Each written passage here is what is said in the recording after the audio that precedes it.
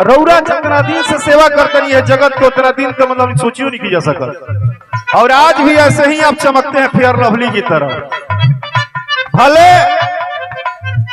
भले केहू माने चाहे मत माने बंटी बबली की तरह, भले केहू माने चाहे मत माने बंटी बबली की तरह, हमारे विजय लाल यादव भैया आजो चमकत तरह फेयर लवली की तरह।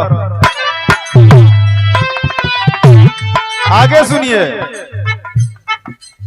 पगला नहीं, पगला नहीं, कोई बार बार फिदा होता है पगली की तरह। पगला नहीं, कोई बार बार फिदा होता है पगली की तरह। हमारे विजय लाल यादव भैया आजो चमकता रहे फेयर लवली की तरह। अब आपके लिए एक लाइन और गाएंगे, उसके बाद हम नहीं गा पाएंगे, बता रहे हैं कि लोग नया पवन रंगदार। एगो गीत, अच्छा का मास्टर जी कहला नु, मास्टर नु, मास्टर जी एगो गीत बड़ा बहुत ज्यादा आशीर्वाद प्यार मिलल बा, बड़ा वायरल भइल बा लइकन में। मने वो बात रहुआ पर सेट करता, ठीक बा गायक बहुत आई हैं जई हैं और वही हैं और जई हैं, बिरहा बहुत गवाई आई जाई, लेकिन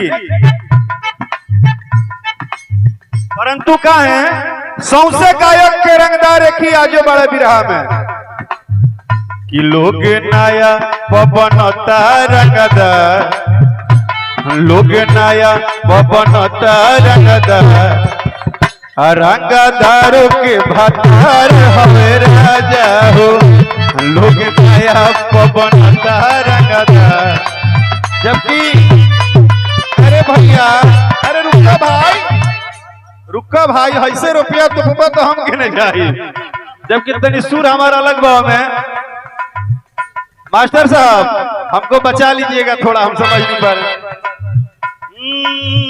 सूर्या है कि छतिये में 6 गोली ठोक दे बेले, कि शासन पर शासन के रोक दे बेले, कि अपने ही सिस्टम सरकार हवे राजा हो,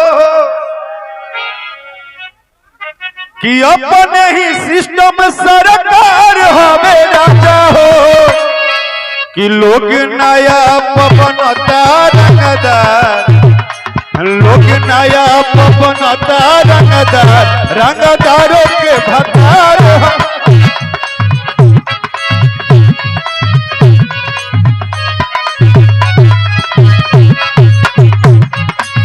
कहाँ है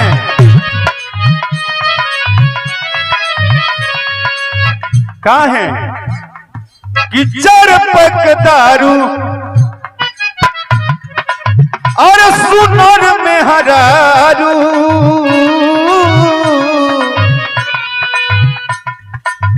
हो पर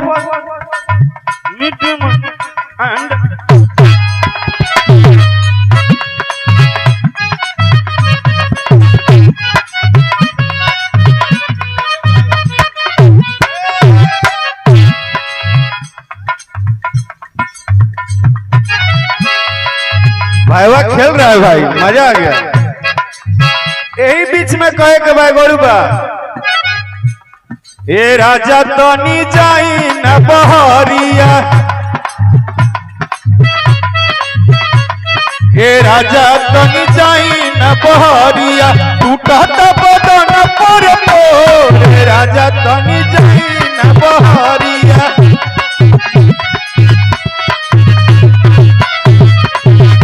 अरे टूटा बदन पर मोर, राजा तनी जाई न बहरिया।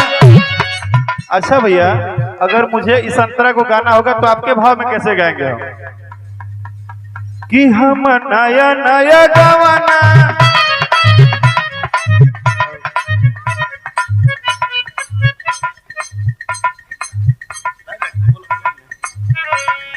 हम चाहते हैं कि आप एक बार गाइए अपने अंदर ही। हम तो कर लेगा, बस आवाज तनी से तभी जब नया गाना बा तो हमर नया नया हो नया खटिया बिछ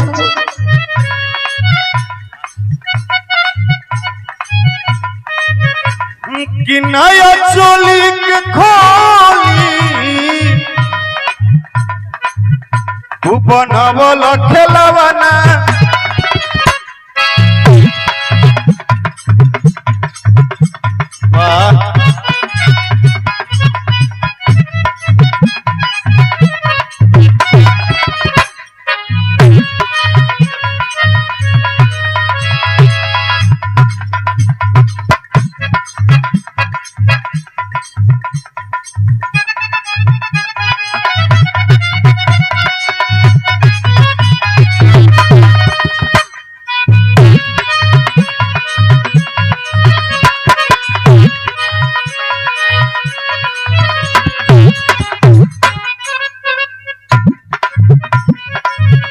हम भले हाँ हाँ हाँ हाँ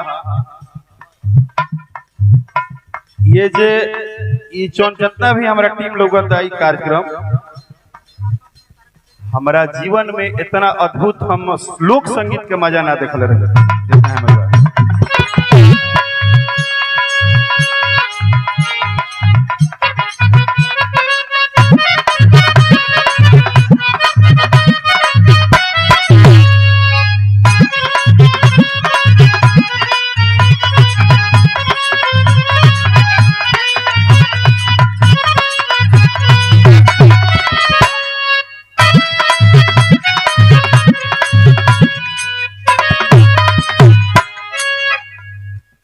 वाह भैया, इन लोगों के लिए ताली बजाओ मेरे भाई।